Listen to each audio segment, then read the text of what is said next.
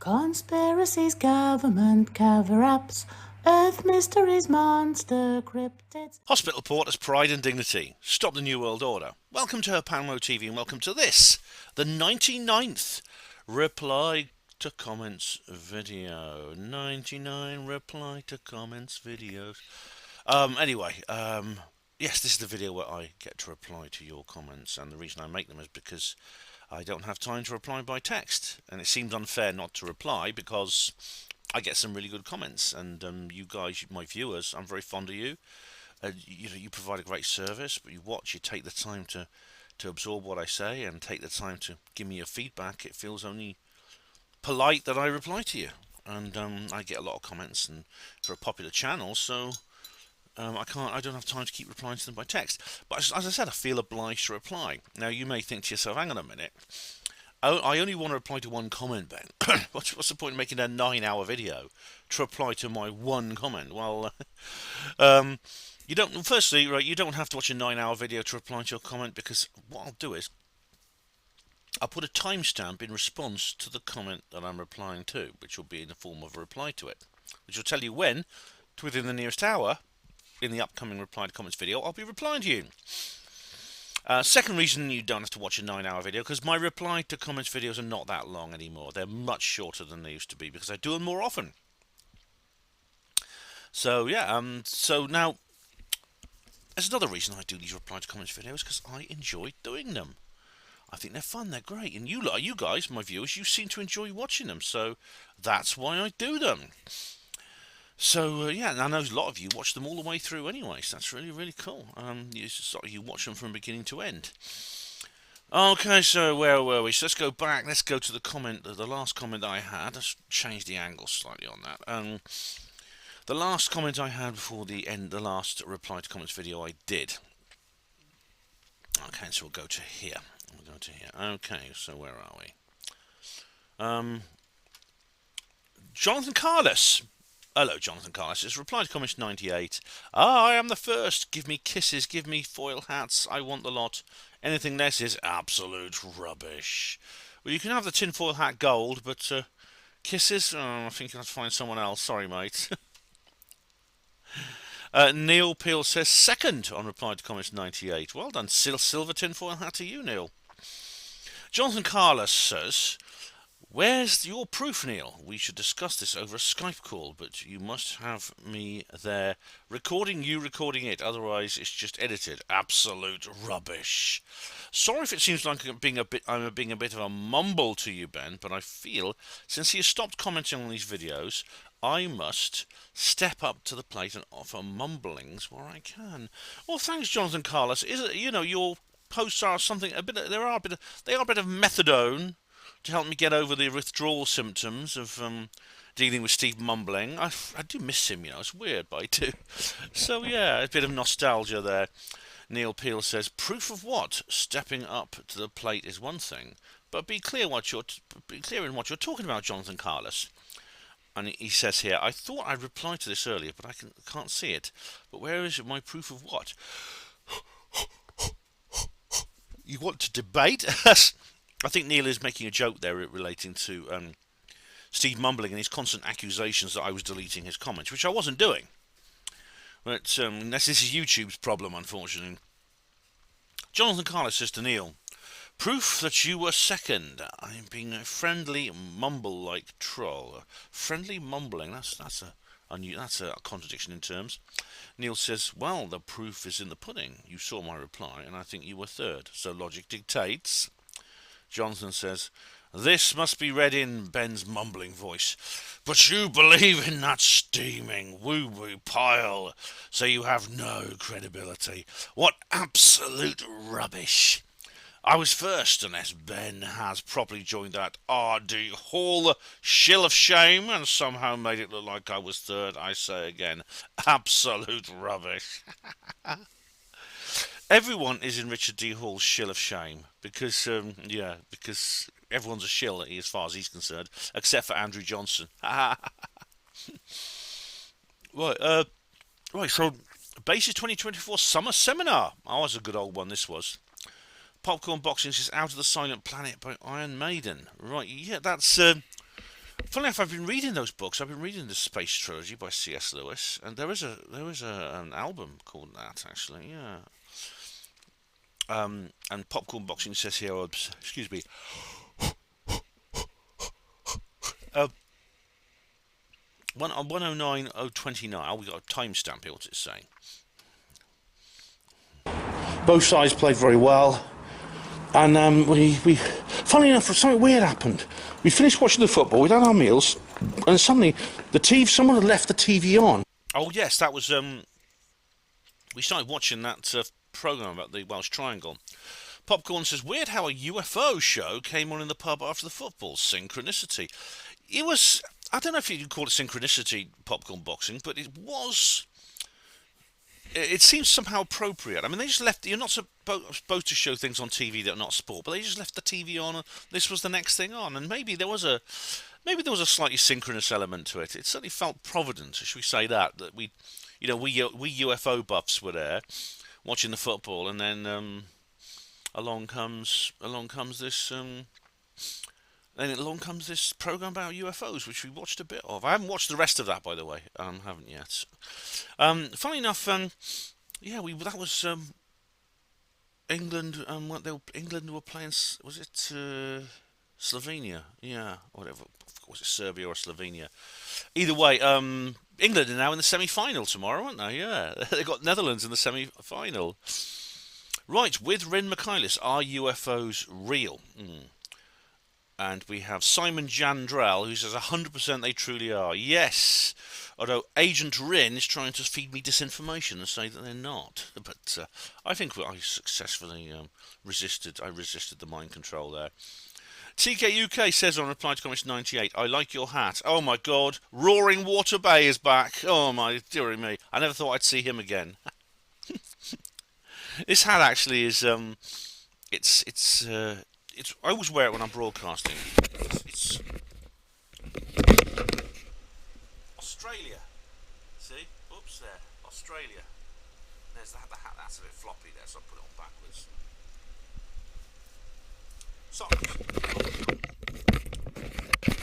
It stops me looking like Harry Hill. Also stops the light glancing off my head.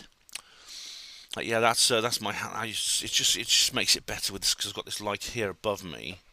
And it just makes such a huge bright patch on my head. It makes you look like Willie Thorne, the snooker player, if you remember him. And we have reply to comments 98. Hugo Roon, nice report, Ben. Thanks. You're welcome, Hugo. Well, it's not really a report, but I'm glad you enjoyed it. And we have here on reply to comments 98. Gary Robinson. Hey, Gary, I hope you're feeling better now. I went to a baseball game in New York once upon the insistence of my wife, who for some reason felt the need to pretend that she suddenly loved baseball, which was weird, as neither of us into sports. Well, Gary, maybe it's because she was in... I know she's Mexican. I think maybe because she was in New York, you know. When in Rome, do as the Romans do. When in New York, do as the New Yorkers do.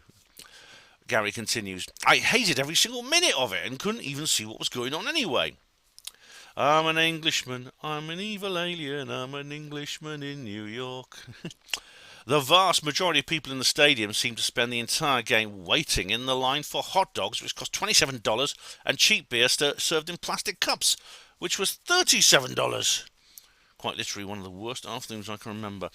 Well, Gary knows live sports, live sport in this country tends to overcharge as well, I remember. I haven't been to many live sporting events, but I remember they do tend to sort of like overcharge things. Now, baseball, baseball I could watch, I think. I mean, American football, like I said, looks like a punch-up at a motorbike race pit stop. I can't make head or tail of that, but baseball is something I can understand. I can understand the rules. And it's, like I said, it's similar to Rounders, a game I used to play at school. And I don't know, maybe I'd feel different about it, although I'd probably sneak a bottle of beer in from outside, I think. I wouldn't spend that much. Neil Peel says, sounds like a nightmare. Gary says, it was, mate. I really disliked NYC. All right, now that's somewhere I've never been. I know that there are differences. I mean, for example, I've been to two places in the United States. One I didn't like, the other I really did. I mean, like Indian Wells is like the opposite of bloody. It's the opposite of Las Vegas. Rhiannon Raven says, "Hello, Rhiannon. How are you?" I'm replying to comments 98. As a child, Donald Sutherland used to scare me like a malevolent greyhound in human form. To be fair to him, it was probably testament to his great acting skills and the creepy films I must have seen him in. Rest in peace, Donald. In regards to the cannabis debate, maybe the sensible thing to do is to agree that some people can take it for many years and they don't get negative side effects, whilst others take it once and it causes horrific effects, such as what happens with my mum. It really offends me when people say that it's completely harmless or compare it to carrots or ice cream, because I know from personal experience that is simply not true. You are all adults. Do what you want, but live with the consequences, and do not assume just because something has been beneficial to you that it will be the case for everyone else. Right, now strangely enough, Hugo Rune has not replied to that, which normally this is sort of like a red flag to a bull for Hugo Rune, but he's not replied. I could say that, I mean, I took it twice, and it had, the first time it had a very beneficial effect, and the second time it gave me a rather nightmarish bad trip, so to speak. And so, but I mean, like you said, it's a drug like any other, and I think it can be beneficial to some people. Obviously, it is to Hugo. This doesn't mean that I would say it has to be taken. It should not be taken lightly. It should not be treated lightly. I mean, Graham Hancock says this. Graham Hancock, when he was on one of his first Joe Rogan appearances.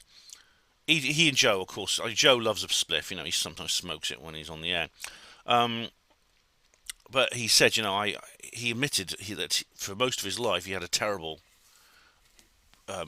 cannabis problem, the addiction, and he was abusing the drug. And he says it made him a nightmare to live with. He and his wife almost split up, things like that. He became a right pain in the arse to live with and stuff like that. Donald Sutherland, I think he's well known for that, for the Invasion of the Body Snatchers, where he's got that strange look on his face. He's a very good actor. A malevolent greyhound. He did so many roles. I mean, a very good film actually, Rhiannon, is Don't Look Now. I don't know if you've seen it, but it's a ghost story, but it's a very good one. It's not all. It's a really good ghost story, which is it's a bit difficult to understand. Like I said, it's open to interpretation, but it's I thought it was a good film, very very good film. Reply to comments 98. MASH the movie. Donald Sutherland as Trapper John. Right, I've not seen it. I don't know he's in MASH. MASH is very sort of like is a kind of dark satirical comedy, very funny, but quite sort of what's the word? Melancholy. Not melancholy. What's the word? I don't know what word I'm looking for. Crazy Plane Lady. Rab MCM 32 said, I hadn't seen the other film on the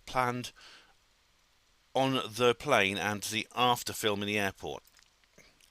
The incident is more curious than I first thought after seeing these. Not convinced the later films are of the same woman.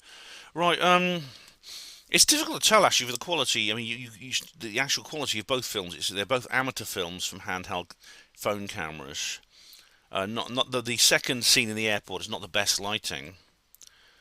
It's someone who looks very like her anyway. She is. Yeah, but the second film to be published from the plane was where it was before she starts getting really agitated, where she's asking the stewardess if she can swap seats and things like that. Then there's the one where she stands up and starts hurling abuse and things like that.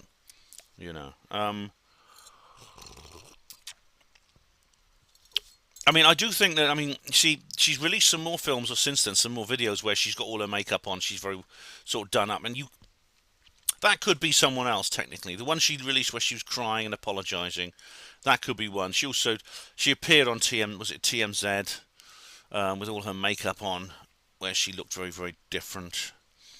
Yeah. Okay, reply to comment 98. Tessa 1111 says Bobby's policeman / in between, dressed in black with white shirts. At least that's what Gran said. Granny. That's what they used to look like, didn't they, coppers? Yeah, now they look sort of like they look like some kind of super soldier from a 90s dystopian alien movie, don't they? But yeah, but that's the thing. They don't all. It's not a Dixon. The Dixon of Dot Green, I think, is a dead breed. Tessa 111. Pluto crash. Uranus. That made me guffaw. Instant piece of wit there.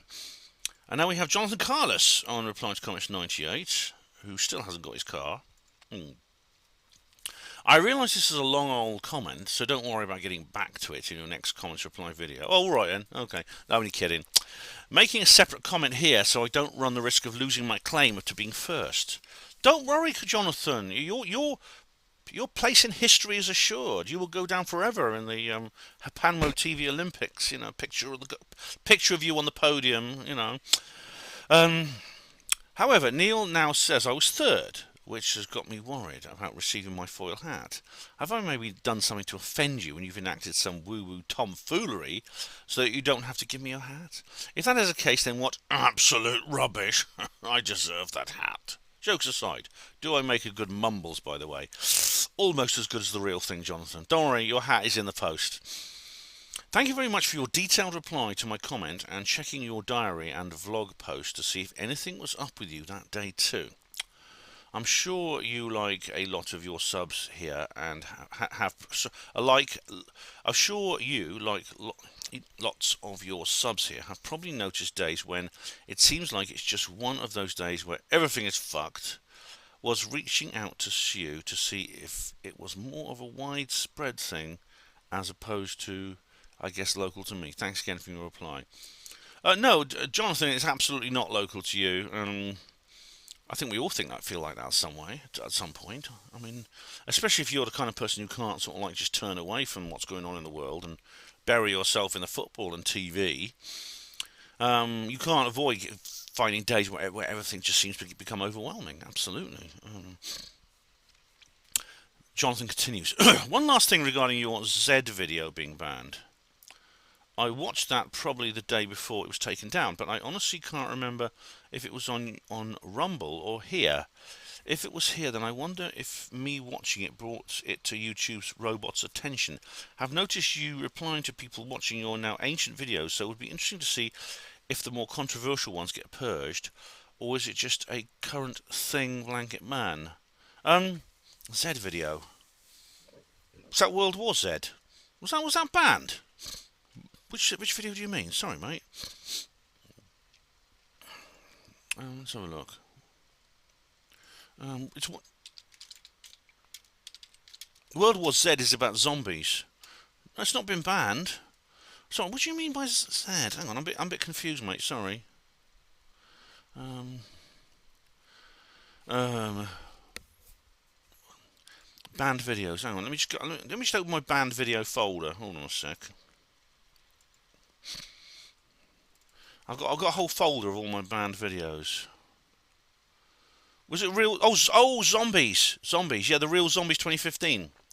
Right, sorry, I get you, Jonathan. I get you. But you know I don't know exactly why that might have happened. If it is still on alt tech. I mean, if it was taken down from YouTube. I've yet to have anything banned from alt tech. I mean, what happens on alt tech? I mean, BitChute sometimes bans things, but it'll sometimes ban things for copyright infringement. What BitChute tends to do is it makes your video invisible in some countries if it's too controversial.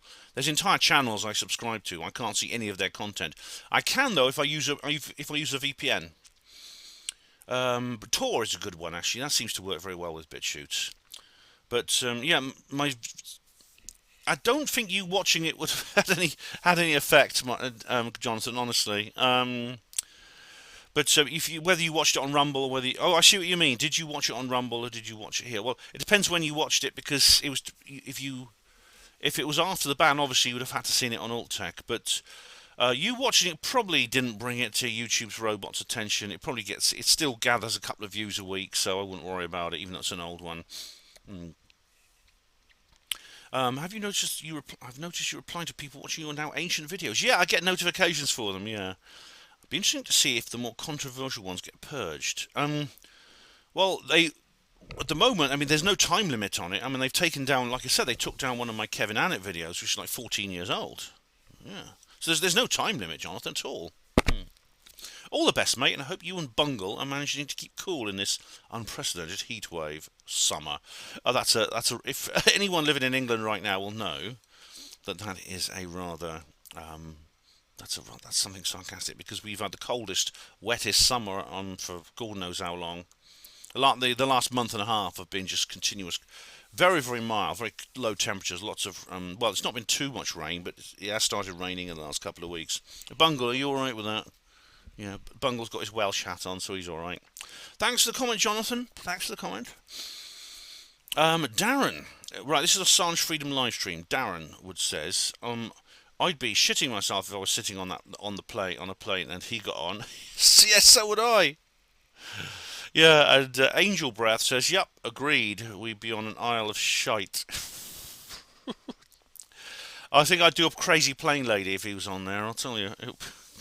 It'd be worse than a pregnant nun and a pregnant woman and two nuns, and a girl having a kidney transplant. I mean, it'd be worse than that, you know. And an old guy with a war veteran with nerves. Yeah, it'd be worse than that. Right, and we have here Angel Breath, Assange Freedom livestream. He's almost there, Ben. All right, well, by the time you posted this comment, he must have already been there, Angel, because it actually happened live when we were on the air, yeah. Civil War film review. Sasha Lomas says, love your stuff, Ben. Thanks, Sasha Lomas. Much appreciated. And Sasha Lomas said here on Dom Jolly's conspiracy show, used to love Trigger Happy TV. Yes, he's very funny. I mean, I can put up with a skepper if he's like amusing. It doesn't bother me if a skepper's amusing. Assange Freedom. Am I nearly through these? Can't be. It's not possible. Assange Freedom live stream saved 2save7 says, if Assange always was a shill, then it's just a distraction. Their game has always been long-term research, but hey, what would I know? We do not comprehend evil. Well, I don't comprehend evil. I know it exists. I've experienced it. But if Assange if Assange always was a shill, then it's just a distraction. Well, if he was a shill, I mean, obviously it serves some kind of purpose. But you see, I don't think he was. I'm not a backslapper, so I think Assange is for real. Doomsday Conspiracy Read Party Review. Fetler John says, fascinating as ever. Thanks very much, Fetler John. Do remember you can read the book. At the moment, it's a free audio book on YouTube. Tessa on the same video says, that's Doomsday Conspiracy Read Party Review. Julian got released after he had WikiLeaks delete 50k emails off the site. Part of his freedom deal includes Hillary and various DOJ demo writings. Oh my god. Oh, well, the thing is, Tessa, those have been published anyway, so probably they've been copied. I mean, they're pretty much viral now. So probably, I doubt if he actually... See, he's probably not had to delete anything he hasn't yet published. If he has... Well, I don't want to judge the guy after what he's been through, but... maybe he thinks he can do better where he is now, but... I wasn't aware there was that deal involved. I know he had to plead guilty to one of the charges, that was all. Hugo Rune says, I'm enjoying watching this while I skin up a few spliffs. Nice one, Ben. Oh, Hugo, you've got to have the spliffs when you're watching me, don't you? Yeah. Another blonde says on Doomsday Conspiracy Read Party Review, another blonde has actually read the book, which is great. I always thought Sidney Sheldon was a dappy romance writer. One of my faves, Shirley Conran, died recently. Her book Savages is so good. I will get it on audiobook if possible and leave my review. Oh, I'd be interested to hear what you have to say about it, Tina. I know it's Tina. Sidney Sheldon did write a bit of like chick lit, which I suppose why some people thought he was female. Sidney can be a girl's name. But yeah, I mean, there is that element. I think there's that romance element, and certainly it's in. I've only seen the TV adaptation, but Master of the Game, and indeed there's this romance, it's just slightly offbeat romance between Bellamy and Susan in Doomsday Conspiracy. General election live stream 2024. DJ B2 says, a thought on 0539 on July the 3rd. My goodness, that's precise, DJ. Oddly enough, I had no comments for ages. I had comments 13 days ago, then I had a couple 11 days ago. Though I had no comments at all, and suddenly I got one 7 days ago. It seems like there was no. That's a bit of a comment hiatus. I don't know why that was. Maybe that's why I'm almost through the YouTube ones already. I've been doing this for 25 minutes. Anyway, DJ says, a thought. 0539, July the 3rd. What if the election being on July the 4th is meant to be a fake Independence Day, with Farage as the biggest winner and November the 5th in the States, a fake revolution with Trump winning as both are false hopes? Black pill is kicking in. Gold tinfoil hat for me, yes. Despite the black pill, you still get your gold tinfoil hat. It's the actual day, the election day in the States is November the 8th, but it's only a few days after November the 5th. I don't think it was somehow apt with it being July the 4th for our election. I mean, a lot of the 17th letter people, which I suppose includes me, I'm quite open to the 17th letter, as you know, are saying that's very significant. Yeah.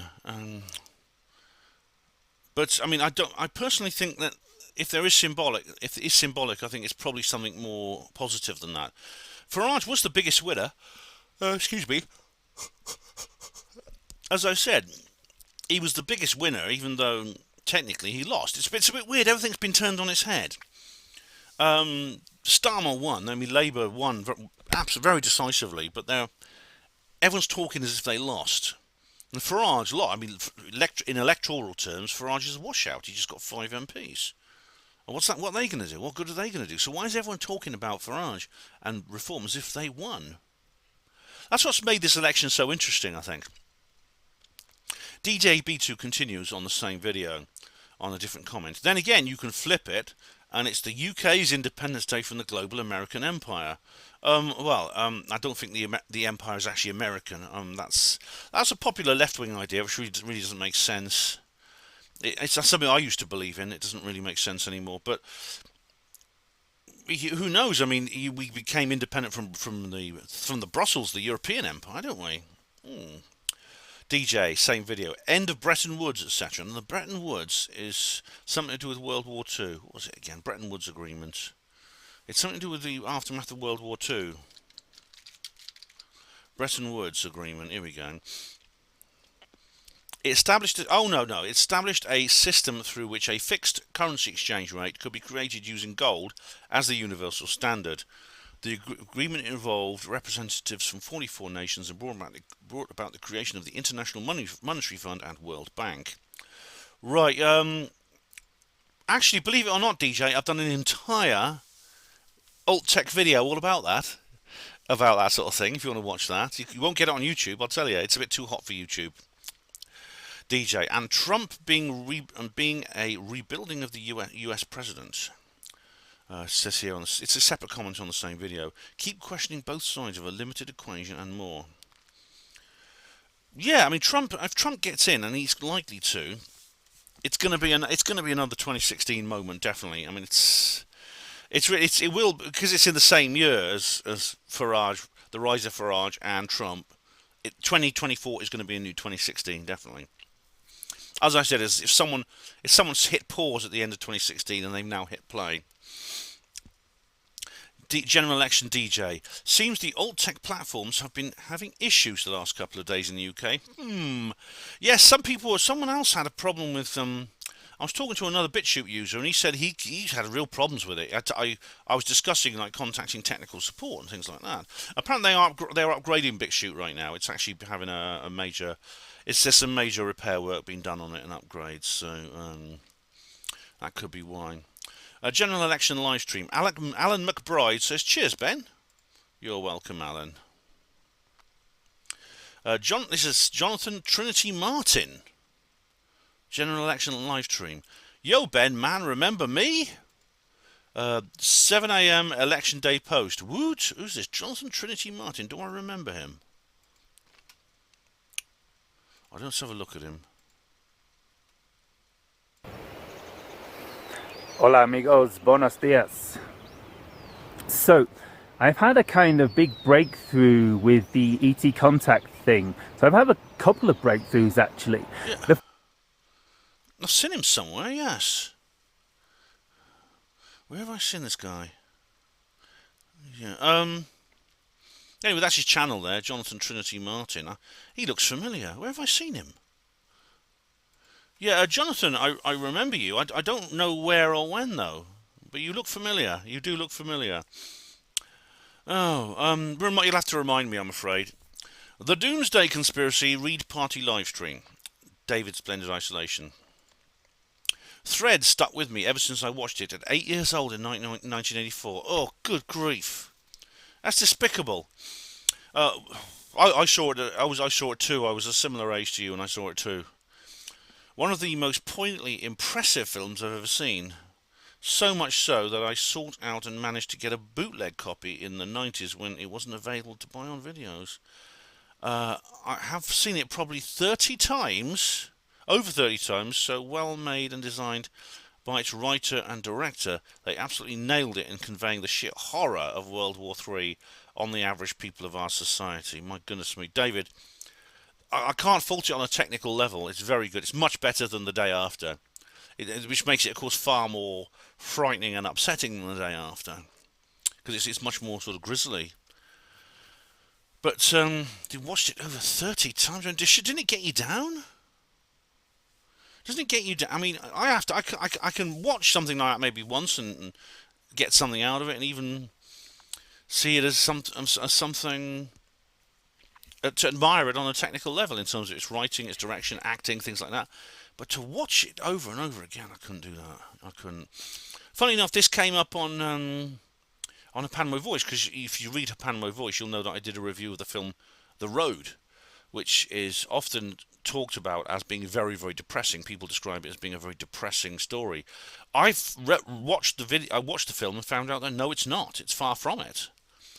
It's very anti-nihilistic, and it even ends in a slightly happy way.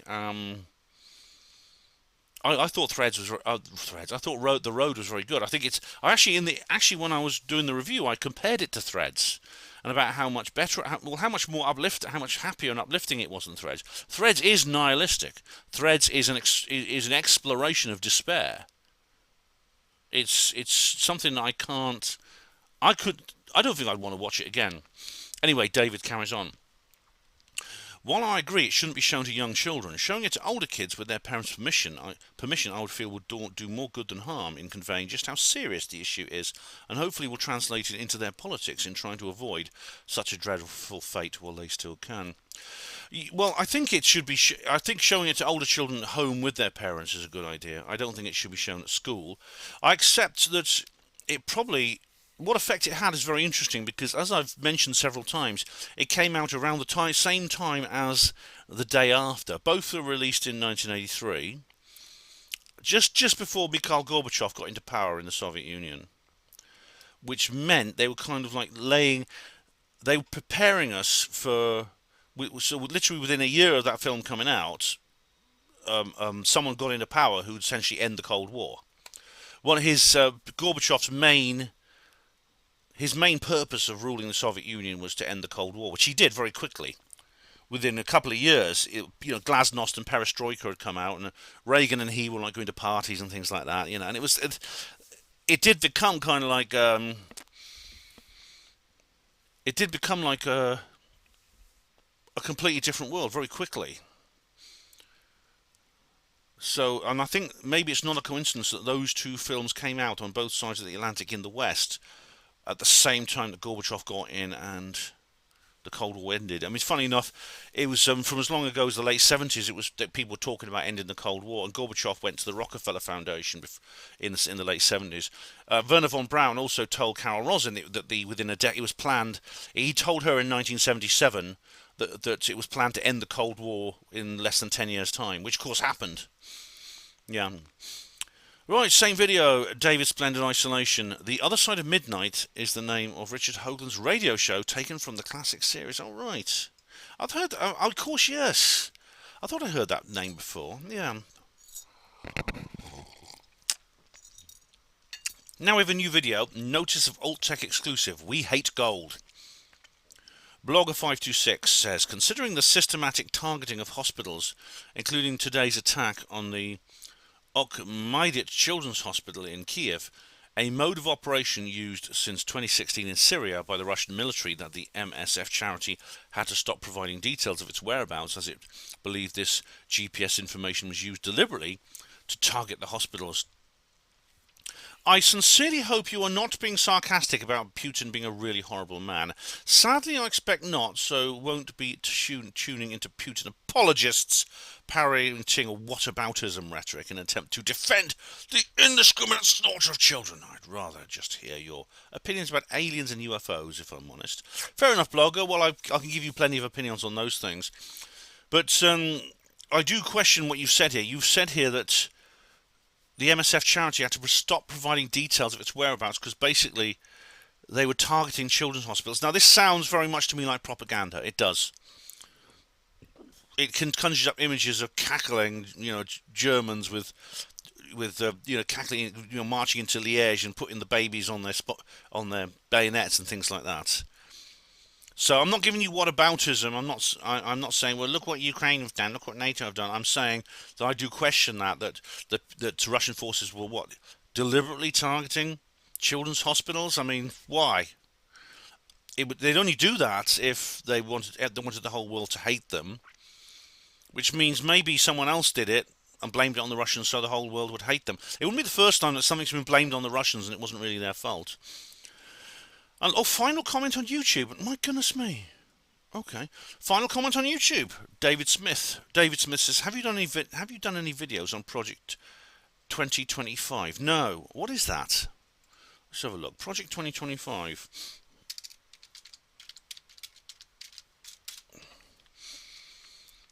A wish list for the Trump presidency explained. Okay, what's this? Here we go. Well, let's see what the big black cock has to say about it.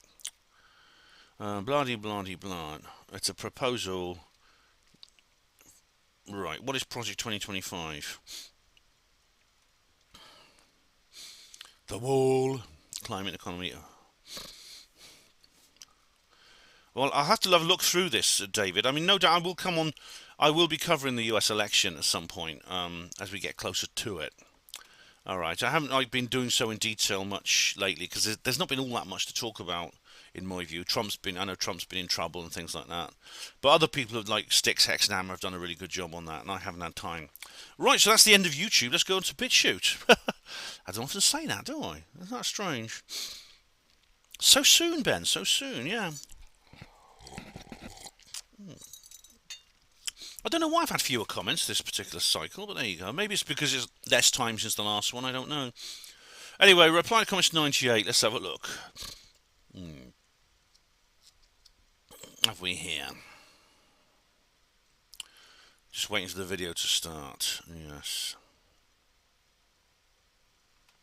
Oh, it doesn't want to start. This could be, see, this is what we're talking about. Oh, it started now. Okay. Alright, so I'll just switch that off. Okay, so what do we have here? We have discussed the video. We had Zortorbor. Here we go. Zortorbor, who says here, well, we've had him several times now. Thanks for replying to my comment again. First of all, you did get irate at the question because I obviously touched a nerve. Right, well, you haven't been taking my pulse, Zortorbor, so I don't know why you think I got irate. I'm on the other side of the screen, and my picture on your screen. You don't know that. I also find it funny that you read out my comments in an angry voice. I like to put expression into the voices, Zortorbor, if for no other reason that people know exactly when I'm reading and when I'm addressing the camera and addressing the audience. Even though I didn't put anything specific in the comment that would indicate such. I guess you're trying to characterise me as an irate and unreasonable person, which is a good debate tactic, as are some of the other debate tactics you employed. Too many to cover in detail in a small comment. Yes, your comment is very small, Zortorbor, but you feel free to if you want. But I don't think I'm trying to characterise you as an irate and unreasonable person. If you want the truth, I'm kind of mocking you. informally. I'm trying not to be offensive. I'm just trying to inject some humour into my reply to comments video. But the question then becomes, why would you bother to employ any tactics if it's true that you are, as you characterise yourself, as being a fence sitter? I don't know. I think it's because you were accusing me. I think because you were kind of polarising me, Zortorbo, and I've made this point when I discussed this with Ren Michaelis. You were polarising me. You were essentially saying all kinds of things because I wouldn't join you in taking your side in this particular conflict. I was somehow some kind of very, very passionate advocate for the opposite side. And I see this over and over again in this particular, especially in the Israel-Palestine conflict. I see it over again. So that's why I describe myself as a fence sitter. I call myself a fence sitter because people use that firstly. Firstly, people tell me that's what I have to be. Right, first of all. Then they criticise me for being it. So I can't win. So I might as well just say I am. Alright? I don't know anyone who says that you can't comment on the Israel-Palestine conflict unless you are from either country. I do. I know some people who say that. I know some people who tell me I can't comment on the Israel-Palestine conflict unless I'm from either country. And then they tell me that I should be commenting on it. Okay. That is ridiculous, and no reasonable person would pay it any attention. I agree, and I don't. I don't. Moving on, I think you are trying to characterise yourself as someone who is deeply ignorant about the history and global significance of the Israel-Palestine conflict, and that is to be expected. I'm trying to characterise myself as someone who is deeply ignorant. I'm not trying to characterise myself as that. No doubt other people will try to. Maybe you are. Well, perhaps you could explain the global significance of this particular conflict and how it's different to the others.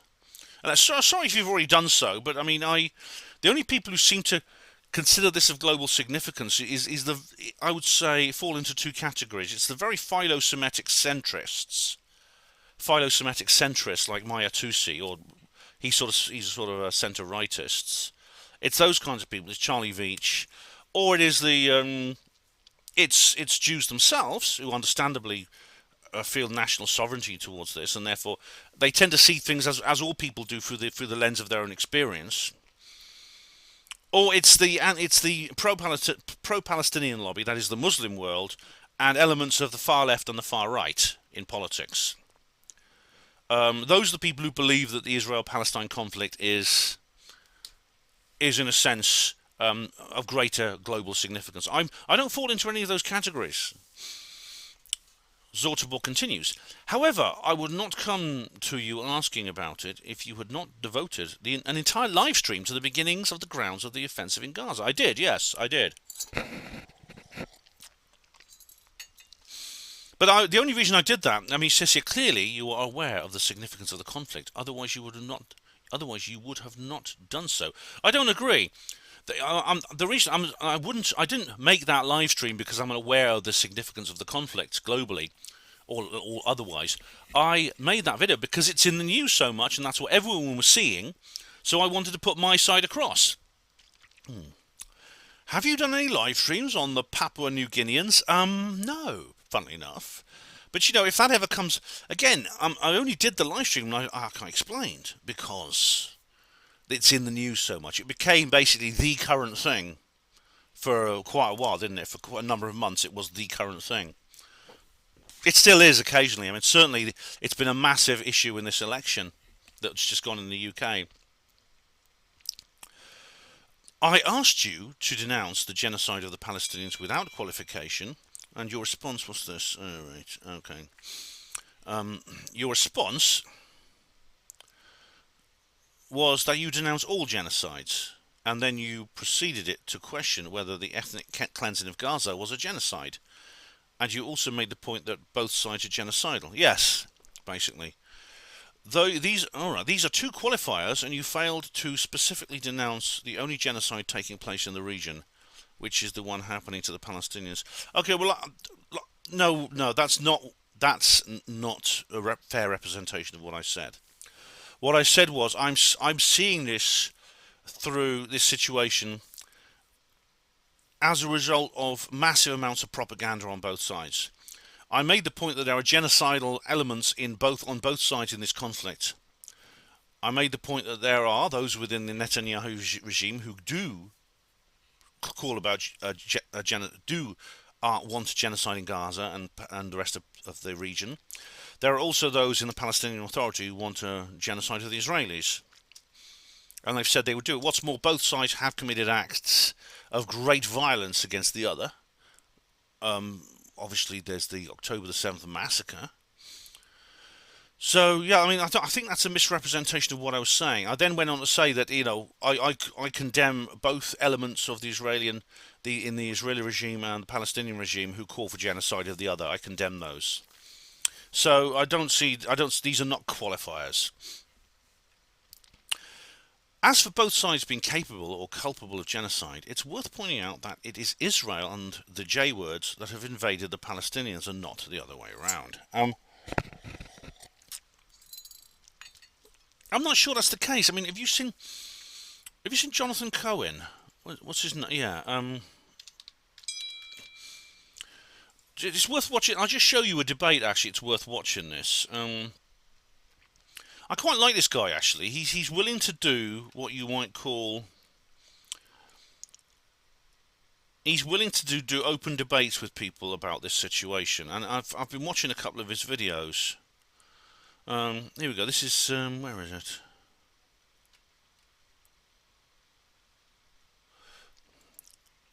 But anyway, here's his channel. I'll show you his channel here.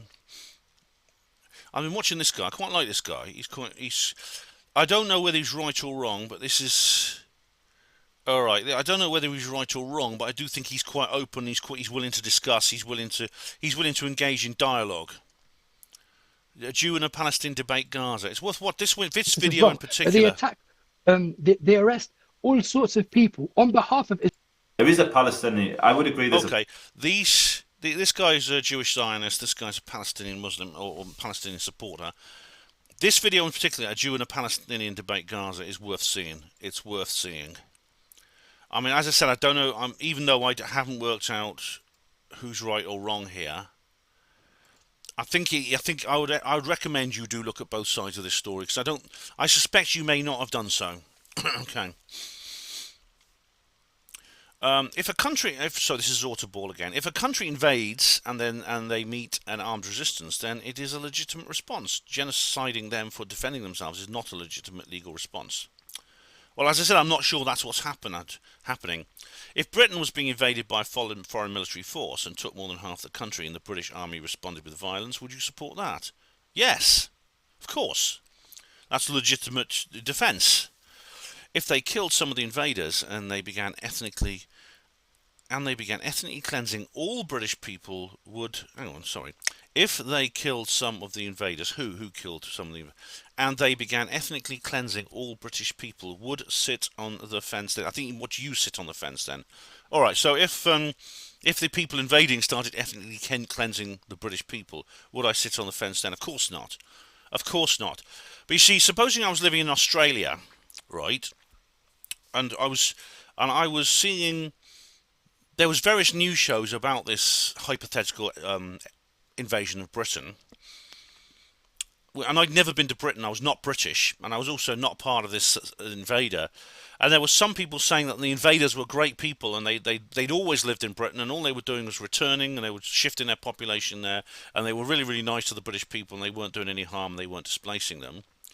And on the other hand, there were people saying basically that the British were innocent people attacked by horrible foreign invaders who wanted to kill them all and everything like that. Okay, and I remember I'm sitting in Australia. I'm an Australian. I've never been to Britain. What's the right thing for me to say and do? Right? That's the question. But yeah, if that situation was obviously that is a legitimate use of force, I would obviously support that. In fact, I would be willing to take part in such a thing. I was a hospital porter for 23 years. I wouldn't have any problem. I'd be perfectly capable of using force myself. So yeah. And he carries on here. You are right. You are not just paying. You are right. You are not just downplaying the genocide. You doubt that it is even happening. Isn't denying genocide a hate crime in Britain, or does that only apply when you are denying the H word? Notice the double standard here. Right, okay. Firstly, it isn't. I'm not down. I don't think I'm downplaying it. I've just explained to you. I'm not sure exactly what's even going on. I said in any situation where people are being killed deliberately, innocent people have been killed, not just like collateral damage in war, I'd be opposed to that. At the same time, I also oppose the attacking of innocent people, which is what happened at Be'eri and those other and the kibbutzim in the south of Israel on October the 7th. That's also a genocide, I think. In Britain, you can deny the H word. It's not against the law. It's often considered a hate crime to do so, or it's considered an act of hate which could get you like cancelled, like it did Nick Colostrum. But you can't be put in jail for it. In some countries you can. I don't see. There's no double standard really, because again, I dispute what you said before earlier in this post.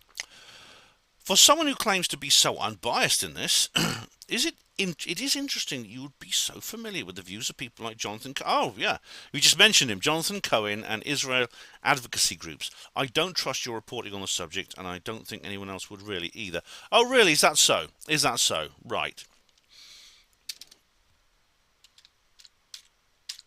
Right. How is it I also watch other people like this? All right. I've been watching the Alexei Sale podcast I've been watching this very avidly. Now, Alexei Sale is a really good comedian, actually. When I was a kid, he used to make me laugh enormously. But he's been covering much detail the Israel-Palestinian situation, and this is him at the protest. The Urals are finally here. This is him at the protest. I've been watching his position on the whole situation, and he is very pro-Palestinian. He would agree with you completely. So this ad's too long. Sorry. This ad is too long, okay? But he would agree with you 100%. And where else is there? Where is it? I've also been watching. I watched left-wing people like Novara Media. They would agree with you on the whole Gaza situation. So you see, I think what you're trying to say here is that all I watch. I didn't realise you'd already watched. I must have mentioned Jonathan Cohen before. Okay, Jonathan Cohen is someone I like the fact that he does these debates with people. He's willing to debate with the other side. But not only that, I actually watch the pro-Palestinian side as well. So you say you don't trust my reporting on this subject, all right? Well, let's go back to me as the hypothetical Australian looking at the news of an invasion of Britain. Being on the other side of the world, there's limited knowledge I can gather. All I can do is do my best. All I can do is do the best I can from where I am. And I've decided to do so by getting as much information from as many sources as I can. Why is that not enough? Is that not good enough?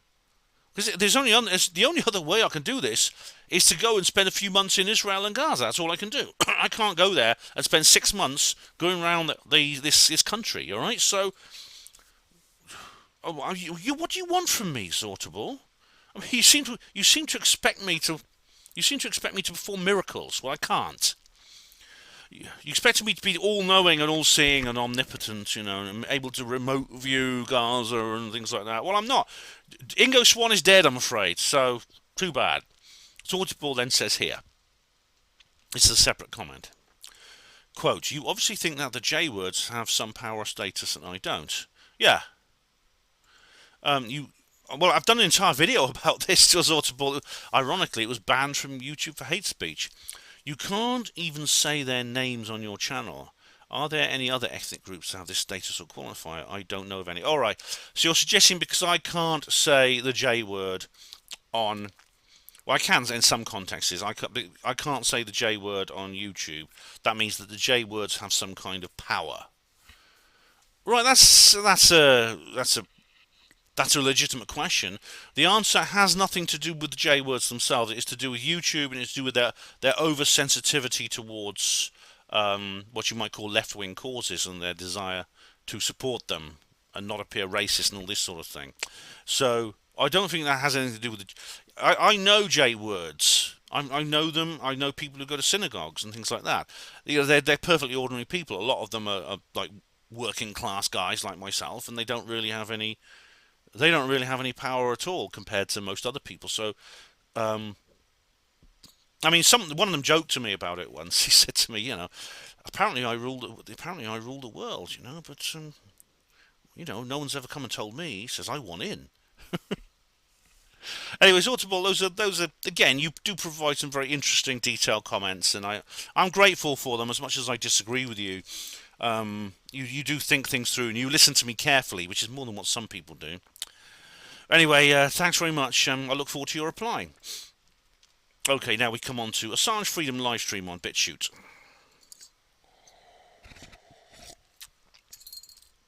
I'm expecting to get a lot of alt-tech comments because I have an alt-tech exclusive this particular cycle.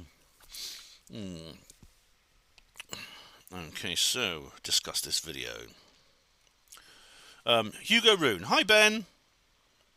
Hugo, can I reply to all these comments in one go? I think Hugo has definitely, he's on his 6th or 7th tin here. Hugo Rune, hi Ben. Hugo Rune, is this live now? Hugo Rune, I don't see other people's comments. No, I missed the live stream. Hugo, yeah, this is on BitChute, mate. That's not live. Did you think you were watching it live on YouTube? Oh, bless you. Doomsday Conspiracy Read Party Review. Nope. Discuss this video. Sweeps Fox, hey Sweeps, how are you? Another Ben watch party. Definitely worth getting in on these, even though Ben admits he's far behind, but trying to catch up on all the delayed ones. Really a fun book exam with lots of good page turning. Thanks again, mate.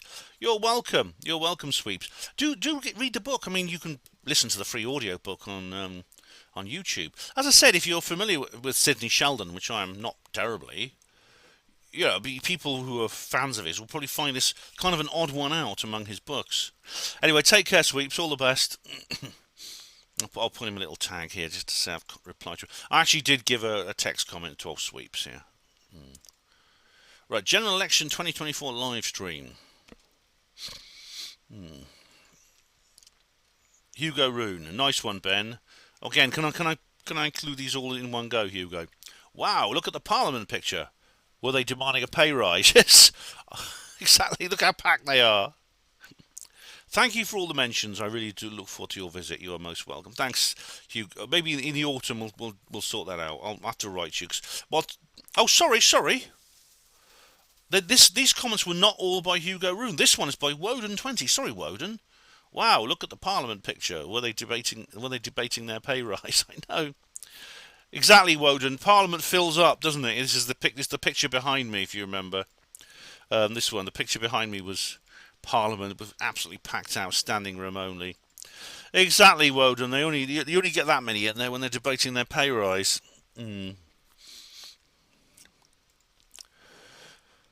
Doomsday Conspiracy Read Party live stream. Discuss this video. Hugo Rune, 49:30 onwards. Thanks for the mention, Ben. See you soon. You're welcome, Sweep. You're welcome, Hugo. You know something? I think the reason I might have had less comments this time around is because firstly the alt-tech exclusive, and secondly I've done 3 live streams actually. So 3 live streams probably means that less people comment underneath, which is probably why. So 3 of the 4 videos I've made on YouTube is a live stream, yeah, and the other is the fifth one is alt-tech exclusive. And finally, Witherin Michaelis 11 gold bricks spelled BRICS. If you watched this video, it means you're very, very sensible, and you have subscribed to me on alt-tech. Do you even know how much your cell phone can be affecting you? You'll be surprised to know that the World Health Organization has Okay. If you can't manifest abundance, there are 3 simple reasons why not. I see so many people getting this wrong. Right. Okay, right. As I was saying, if you watch these videos, it means you've done the sensible thing and you've subbed to me on alt-tech, which you need to do, because I could disappear at any point, any moment, and you will say, "Where's Ben gone? Where's Ben gone?" You can't put all your eggs in the YouTube basket these days if you're a video maker. But I've got no comments on that. Okay, so that's the end of BitChute. Now we go to Odyssey. Here we go, notifications. Alright, so I'm going to go to comments. Here we go, right. I've got one on general election live stream. Only one? Alright. It's right, okay, so that's the end of an hour. Okay, so we'll come on to hour number 2 and I'll answer that particular comment. I know what you're all saying. Anyway, this is part 2. I know what you're all saying. Ben, you did your usual. You forgot to check the notifications on BitChute, didn't you? Yes, I did. So, firstly, I've got some notes here I want to go through. All right, so the notes here are, I do have some old BitChute comments which I want to just mention now because they won't be in the notification because I did click them in advance. And this is Free Energy Steve mumbling. Hey, good old Steve, bit of blast from the past there. I'll tell you what. I'll tell you what I'll do. I'll just show you if you want to access things on my channel. The very thing to do is go to HPANWO TV, go to the main HPANWO blog. If you want to access various things here, and you see I have these portals here. You see MH370, Area 51, cryptozoology, etc. Go to Free Energy. There's my Free Energy portal. And if you scroll down to HPANWO TV, there you go, there's loads of HPANWO TV videos here. And I just find Free Energy, a reply to Steve mumbling. And here it is. Oh, Free Energy and 9/11, no, isn't it? Was that the one? Must be, yeah, Free Energy, a reply to Steve mumbling. And then you'll go like that. And you're back on HPANWO TV, and then I go to BitChute. There we go. Yeah, it must be this one. See, this is the video. And I go to discuss, and then I should have yeah, here we are, right. Okay, so I hate people. That's what it's called. I hate people. You sound like that character in. Oh, sorry, I've got to go back to. Let me just go back. I'm not screen sharing now, am I? No. Right, I've got to change the timestamp, haven't I? Get rid of it, Ben. Get rid of it. Yes, I hate people. Reminds me of that. Leave the World Behind, you know, Julia Roberts, her character in that. Do you remember my review? Do you remember my review of that film? Because I did like when that came out on Netflix, I watched it, and she looks at the camera like this. She goes like this. She looks at the camera with this horrible scowl on her face. I bet they made her practice that over and over again to get it just right. The director said, "No, go again. Try that differently, Julia. Try that differently." Oh, I fucking hate people. Do you remember that? It's in the first scene of the film. If you want to go and watch it, if you don't have to watch the whole film, it's in the first scene. Oh, I fucking hate people. And she looks really murderous. She looks absolutely toxic. Oh, I can well believe her. I can believe that character really does hate people. And so I hate people, says here on Free Energy, reply to Steve mumbling. More Free Energy, Nathan Subfield, Gabriel Cron, Floyd Sweet, John Bedini and Tom Beard, and Salvador Pais. Yeah, now I recognise some of those names. I recognise John Bedini and Tom Beard and Salvador Pais. I don't know the other ones. But I added here, I said in a text comment, I would add Malcolm Bendall, John Searle, John Hutchison. So that was on that particular video, and so that's that one done. Now I'll go back to my notes, because there's another one here. Gateway to a Parallel Universe. That's it. Gateway to a Parallel Universe. Here we go. So as always, I'll just do the usual. Gateway. I'll just put in gateway into search. There we are. Right. So this is on BitChute. This is in the days when I made multi-part videos on YouTube. So it's kind of like a bit different because in those days I made multi-part videos. I haven't started the top stopwatch. Doesn't matter. Don't need that. So I used to make multi-part videos on BitChute, and they used to be on YouTube. Sorry. And then they used to be reply videos to each other, because in those days you could make reply videos on BitChute on YouTube. So what I did was, when I set up Old Tech, I spliced those parts together and I put them into one. So we are. So this is the full video of Gateway to a Parallel Universe. And CFALSCHG G-E-L-D. So that's C-F-A-L, Skeld. I don't know how you spell that. And he says, why does every useless eater on the planet think they have something to say? I don't know, Shishgal. It could be because I don't know many useless eaters. Obviously, I'm not one of them, which I'm sure you'll agree with. But you know, there were only a handful of useless eaters on the planet. I mean, for example, Tony Blair and Keir Starmer and David Cameron. They think they have something to say. Why? Good question. Why do they? I don't know. Right, now is that it? Let's go through my notes here. Right, and finally, Ben Emlyn-Jones at the Mablethorpe Group. Right, here we go. That's a recent one, is it? There's two of those. No, there's only one. So I'll go to BitChute on that. Again, this is an old video. This is. Oh, you know why I made these notes? I remember. If you remember from the last reply to comments video, the notifications weren't working. Do you remember? So I had to go back through afterwards. Okay, so we have a Zortaball. Right, there we are. I've answered Zortaball. I'm familiar with him. The Death Beats. The Death Beats is Gary. View all 4 replies. Okay. Hang on. Let me just go to my notes again. All right.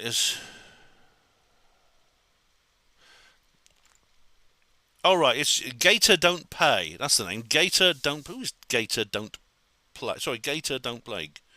Gator Don't Play. Lol. Really? What? Now this is in reply to. I don't know exactly what comment he's replying on to here, but it's, right. Okay. Right. I have to apologise because I think. I might have actually. I better delete that comment. I actually thought that Gator Don't Pay was just being a disappointment to me. Answering him with my usual timestamp, but I think I might have made a mistake, so I'm going to delete that comment and produce another one here. I'm going to like that one, and I'm going to say to Gator Don't Pay, apologies, I misunderstood. You're actually, what happened was at the beginning, Gator says, and this actually came up in an old version of this. There's a video of an interview with George Orwell on YouTube, and I replied to him underneath. Is there? I can't find it. If you mean this one, and I said I posted the video of the long documentary. That's not him. It's an actor called Chris Langham playing him. If you remember, there's a clip of him. There's an actually documentary about George Orwell, in which the actor Chris Langham plays Orwell. There are no interviews with the real Orwell. And then and Gator said, "Lol, really? What a disappointment." And I think that is what Gator was replying to, the fact that there's no real interview with George Orwell. It's not really him. It's this one. I think it's...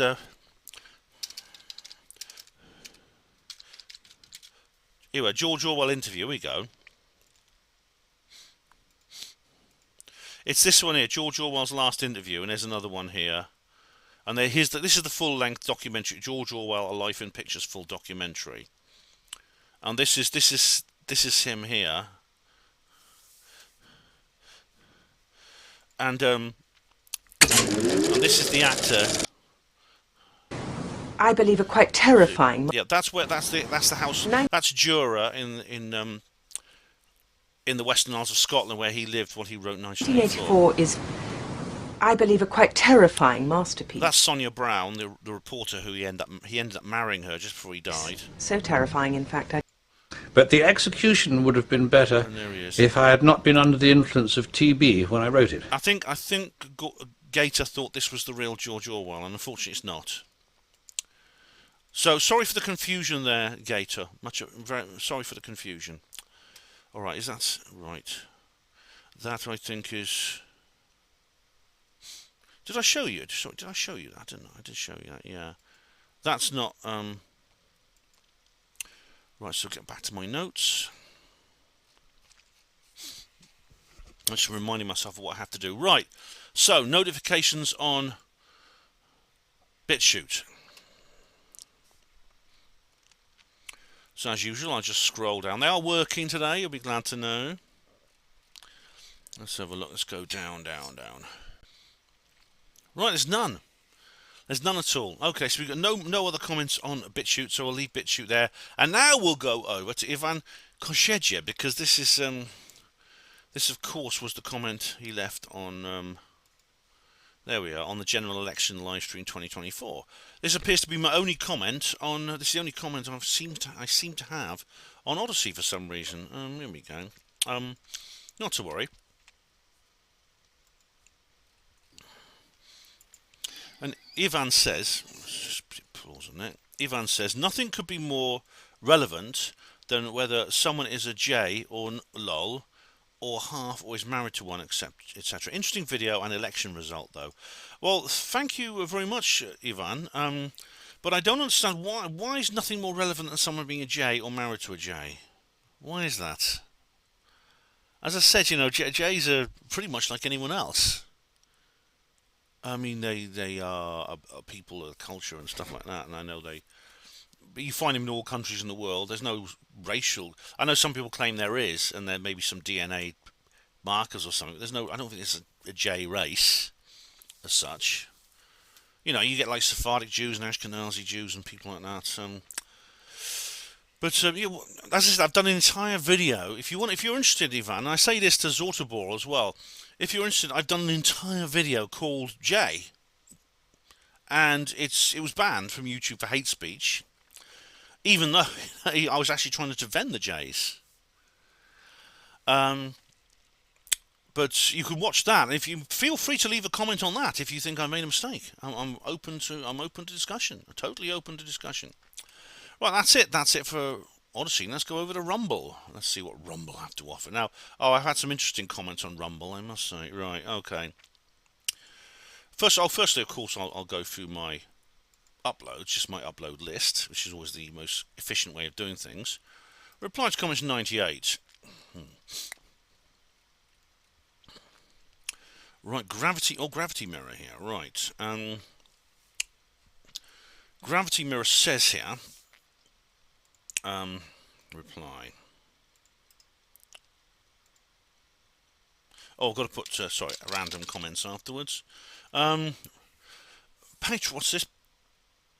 Patrilineal Ashkenazi DNA Y chromosome. Matrilineal Ashkenazi DNA Y chromosome. Okay, right. I think gravity might be about to answer something I said.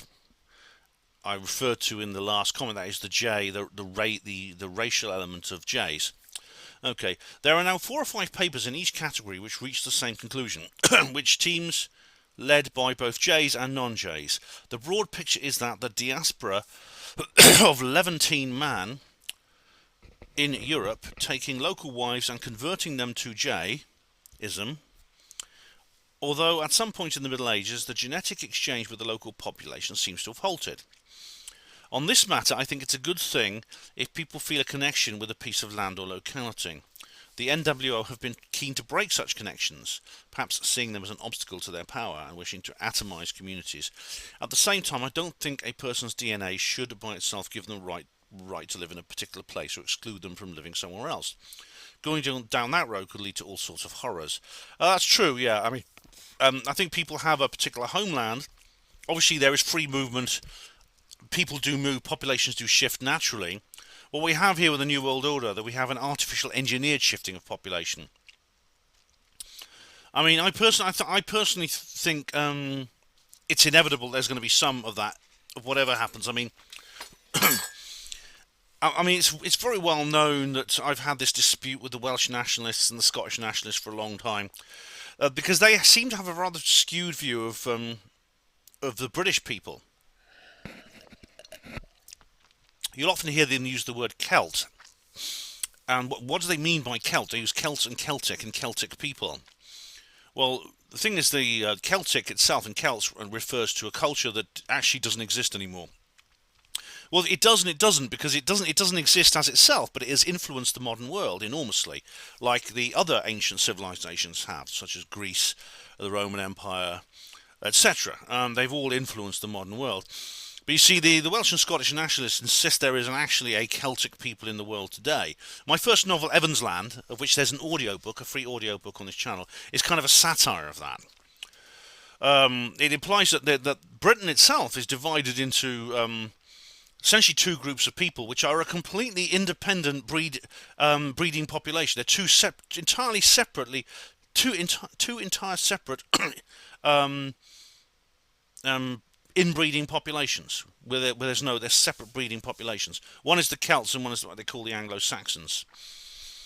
When you look at the the truth of the matter is, you'll find that on a racial terms, the Celts and the Anglo-Saxons are the exact same people. And what we have is the local people, call them what you want, had a Celtic culture up until the time of the Roman Empire. Well, even during the Roman, there's a Romano-British culture, and indeed the original Celtic culture existed in Ireland and Scotland and places like that above the Hadrian's Wall. And then they changed to a different culture, although they kept that culture. The Celtic culture influenced the future Britain, including up to modern Britain, but it influenced the England and Scotland and Wales. So English people are as Celtic as the Welsh, and they don't like me saying that, but I say that, yeah. So really, I see what you mean. I don't approve of the industrialised, deliberate movement of people, but I understand that Gravity Mirror, there's always going to be some population shift over time, naturally. Gravity Mirror also says here, new comment here. I've actually got an extra comment I want to read from Gravity Mirror. Sorry to keep pressing you on the Richard Dolan issue and taking you back over unpleasant ground. I've not met Richard Dolan or seen him in person, and I had no idea he could be so obnoxious. I only know him from books and videos, and where he comes across as very cautious and level-headed. Okay, well, Gravity Mirror, don't take my word for it. Don't judge him on... certainly don't judge him on what I tell you about him, because I could be lying, I could be wrong. People have lied about me in that respect. Maybe you'll go and meet him yourself one day. You know, you can meet him at conferences and things. See what you think of him. Okay, Gravity. In general terms, I think it shows there isn't much connection between someone's personality and how right or wrong they are about things. I agree totally. As I've said, I haven't changed my opinion on any of the factual issues Andrew Johnson talks about, despite the fact I've fallen out with him as a person. We are naturally drawn to people who are jovial, upbeat, relatable, charming, charismatic and confident. While most people are, Gravity Mirror, some people seek the company of those who are the exact opposite of that. The problem comes when you consider some of the people who fit that description. I'm thinking of Boris Johnson, Tony Blair, Barack Obama and Bill Clinton. They can be extremely dangerous people, deceptive, dishonest and liable to leave humanity over a cliff. Right, yes, you're referring to people who will put on a fake personality to win people as a kind of lure, to win people's confidence when their true self is someone very different, someone very malevolent. Yes, you've got to be extremely wary of people like that. Yeah, definitely. By the same logic, said Gravity Mirror, I wouldn't write off people who are socially awkward, lacking confidence, or even somewhat smarmy and opinionated. Me, for example. Such people are often honest and forthright, as they are, and as likely as anyone else to be on point with their thinking. Yeah, maybe it's a good point actually. I mean, for example, Richard D. Hall, I've known socially, and he's actually quite different when he's talking to him.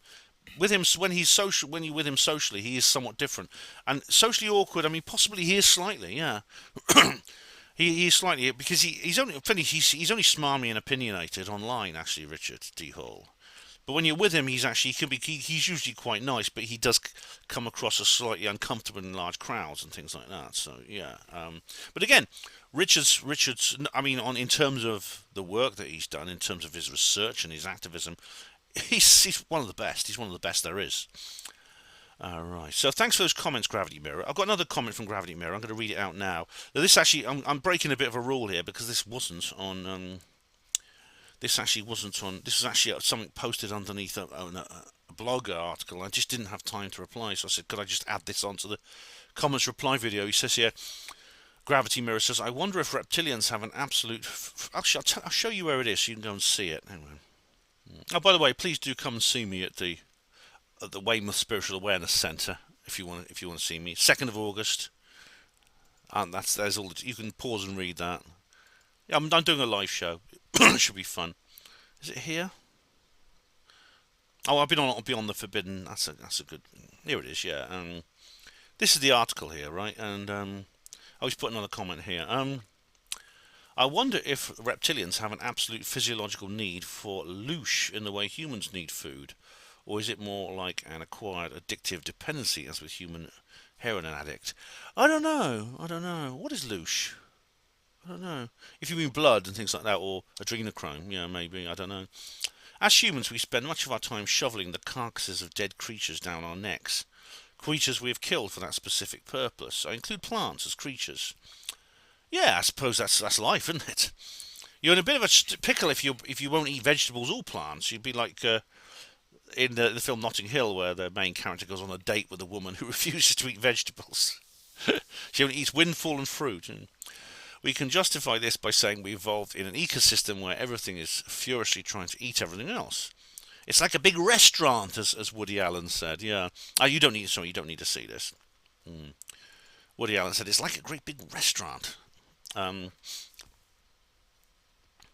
Our co-terrestrials are all programmed to age and die, so we all share the same ultimate fate, either to be killed as prey or scavenged as food after death. Yeah, exactly. If a lion in the jungle doesn't eat you, well, the worms in the ground will. As Bill Mollison said, all plants are carnivores. They eat you in the end. Exactly. They suck up your nutrients from the soil when you're buried. These trophic relationships, that's a good word, sustain the ecosystem, and without them the Earth would be lifeless and barren. Alongside our voracious appetite for food, we've also developed a capacity for empathy. Our intelligence gives us the ability to imagine ourselves walking in the shoes of others. We have codified empathy in our laws, enabling us to build a civilization where expectation is not to be killed by one of our own species, much less eaten by them. Yes.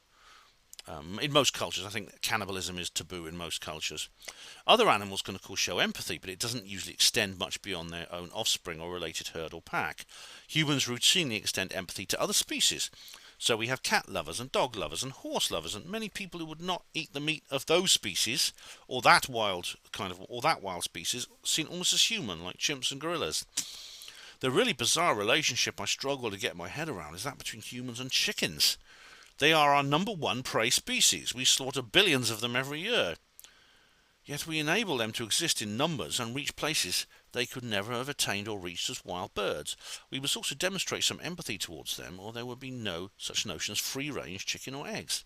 One of my cousins has a large orchard and vegetable garden and used to keep a few chickens for eggs. As expected, they stopped laying at a certain age, but he did not butcher them at that point, allowing them to live out their lives in luxury, foraging in his garden and tending to their every need. When they eventually died, he buried them and marked their graves. Ah, that's really sweet, Gravity Mirror. That's really sweet. And this brings me back to the reptilians. It's a fair assumption that they have a civilization and some capacity for empathy, at least for members of their own species. I wonder if some or many of them are saddened by their own dependency on causing suffering and fear to others, humans in particular. Or is the desire for loosh is as ingrained part of their culture which cannot be questioned. Many commentators in exopolitics speak about good and bad reptilians, so perhaps there has already been a split and the good reptilians have migrated elsewhere. I'll pause and just answer that Gravity Mirror. Yeah, it appears, yes. There's different kinds of reptilians. There's not one species, and they seem to exhibit many different traits, personality. What's loosh anyway? I've heard that word before. Loosh, a country noir. Loosh. Listen to Loosh on Apple Music. No, all right, okay. You'll have to explain that to me. I don't know, you see, because you say, are they saddened by their dependency on causing suffering and fear to others? Is a psychopath saddened by that dependency? No. I've known people, completely human people in human bodies who look completely normal. I've known several who cause suffering and fear to others, and not only and they are dependent on it, they do enjoy it. It's something they have to do continuously, but I don't think they're saddened by it. If anything, it gives them pleasure. So no, I think you could say the same for another species which does that sort of thing. Okay, there's another paragraph here. The white pill in all of this for me is the observed link on our own planet between intelligence and empathic behaviour. Simple organisms with little or no brain are ravenous cannibals which show no regard for the other. All right, you don't get friends of bacteria, do you? Fungal lives matter. As neural networks get more complex, you start to see more empathic behavior, starting with parental care. Yeah, I mean, this is the difference between the K-type and R-type reproduction, gravity mirror. But you'll find that, yeah, the higher up you go, you tend to get more K-type, K-selected breeding. K-selected means you have a small number of children and take good care of them and help them grow up. R-selected means you have a huge number of young and don't care for them, leave them to fend for themselves, more or less. Now, it's true, but the problem is you do get, like, for example, among mammals, both K and R-selected breeding. So, for example, humans, there's no doubt that humans, horses, pigs, dogs, cats, etc., are all very K-type, as are sort of aquatic mammals like whales and dolphins. Yet, rabbits, which are mammals, are R-type. So they behave more like rodents, even though I don't believe they are rodents. Whereas, there are creatures like crocodiles. There are crocodiles, for example, and not turtles, because turtles are R-type. Crocodiles, I believe, are K-type. They have eggs, but they tend to sort of like nest them. They tend to cover them up and care for them, the same way that birds do. Birds, I think, are K-type. They lay some eggs, and then they look after those eggs, and then they look after the chicks until they've grown up. So it's hard to know where you see. There seems to be that kind of behaviour everywhere. But anyway. But it's often said that K-type K-type creatures tend to be more empathic because they need that parental care. Anyway, gravity carries on. Humans and/or reptilians are as good as it gets on Earth, and we are both falling short of our potential. If only because we can imagine something better. I think it's fair bet that civilizations capable of interstellar or interdimensional travel are both highly intelligent and highly empathic. I take comfort in the belief that it's only a matter of time before we find out. Right, yeah. This is the old. This is sometimes called the moral filter. It's this. Several science fiction authors have suggested this, like Brian Aldiss, for example, and several scientists have said that Carl Sagan was a big proponent of this. The capacity, the universe essentially has a built-in survival mechanism, which is that the technology necessary for interstellar travel is always developed in parallel with the capacity for universal destruction, for example, nuclear weapons. Therefore, the only civilizations that actually make it out into space and go to other stars and other planets are those which have got over this technological adolescence, as he called it, without destroying themselves. So the whole universe can breathe a sigh of relief, saying if there are any nasty kids on the block, they're confined to their own home, because they'll either find a way to get out, or they'll just burn the place down, and you don't have to worry about them. Anyway, sorry to go on like this, Ben. I've gone way off topic, but thanks for reading if you got this far. You're welcome, Gravity Mirror. Thank you for that. And then I actually made a comment here, a text comment explaining that. And then Gravity Mirror just says, oh, by all means, he just talks about the comments reply video coming up. And he says, I'm blessed with the ability to type almost as fast as I can think. Yeah, you certainly are, Gravity Mirror, because if I had that ability, there wouldn't be any reply to comments videos, probably. Anyway, let's continue here. Now, that's reply. Now, I've got one more comment here. That's the two by Gravity Mirror plus the extra bit. Now, Rhinus says here, Ariana, I think that's how you pronounce that. Hello, dear. Do I know you? Are you tired of the low-level followers, engagement and views you're getting here on Rumble? No, I'm not, because I don't. Ready to take your channel to the next level with our organic promotion? What if we promote your channel to 100,000 audience and get about 10,000 people actively following you? Message me now! And there's a list of contacts and things here. I will be waiting to hear from you. Best regards, Nova. I thought your name was Ryanus. Right, I think this is spam. I've seen several people have complained they get comments like this on various video sites. There are some spammers here, so I'm not going to reply to that. But I've left them the usual reply to comments thing. Assange Freedom live stream. Gravity Mirror. There's only one comment on here. Gravity Mirror says, a plea bargain could mean that JA will need to be very careful if he continues to work as a journalist in the future. No one would blame him if he chose not to. As I understand it, he has accepted that he's guilty of accessing and publishing US classified material. If he publishes commentary of US policy or actions, especially foreign policy, in the future, he will need to quote sources for any statement of fact he makes. Those sources will have to be the ones approved by the US government. Dare I say, not necessarily factual, but that's not the point. If he doesn't cite sources and the US feels embarrassed by what he publishes, then he could be charged with the same offence, aggravated by his existing guilt, and the whole process will start all over again. Oh, God. I hope not, Gravity. I mean, it could be that is the secret deal he's done. I mean, if that's the case, then he may well retire. He may just retire, in which I wouldn't blame him if he does. I mean, the guy looks half dead already. I mean, he's looked a bit better since he's been free, but I mean, if he hadn't been free, then yeah, I mean, it could this. I mean, in that situation, he would have no choice except either keep his mouth shut or be a mouthpiece for the US government.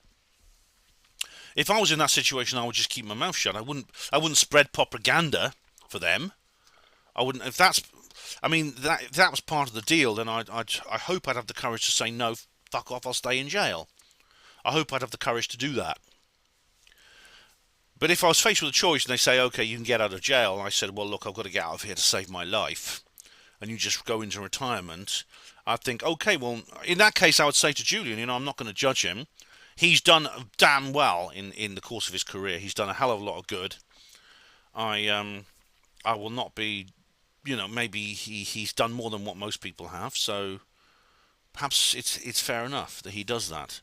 I mean, time will tell. It depends what he will do from now on, Gravity, because he's been very quiet since he was let out. Maybe because he is retiring permanently, or he may just want some time alone with his family. Like I said, for goodness sake, he hasn't even taken his sons for walks on the beach or to fun fairs, or he's never seen them at a school sports day. I mean, give the guy a break, I mean, we'll see. Possibly in a few months he'll come back and he'll do more. If he does, we'll know more then exactly what kind of deal he might have done behind the scenes. Okay, so right, Doomsday Conspiracy Read Party Review. I have a historical comment on a. By the way, I've got a historical Rumble comment which I'll come to in a minute. Gravity Mirror. Thanks for all your comments, Gravity Mirror. I much appreciate them. You've really been very active and in my comment section. I appreciate that. The Sentinelese are a fascinating tribe, perhaps the only group of humans on the planet who are truly free and beyond the reach of influence of the Illuminati. Oh well, there are a few others, Gravity, including some completely uncontacted tribes in the Amazon jungle in New Guinea. The North Sentinelese are partly they're not uncontacted, but they have kind of made themselves into they are in self-isolation essentially. They're aware of the outside world, but they choose to have nothing to do with it for reasons known only to themselves. As I say, you can't go and ask them because they'll kill you without explaining. At the same time, the Illuminati have them completely surrounded, and they cannot expand their society by sailing off and colonizing another island. Sadly, they could indeed be a microcosm of the situation the Earth has in the galaxy. Yes, that's what I was thinking. I'm not the first person to make this comparison.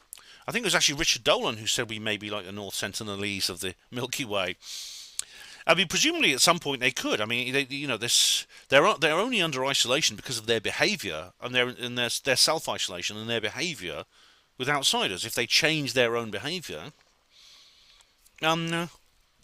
maybe that would change as well.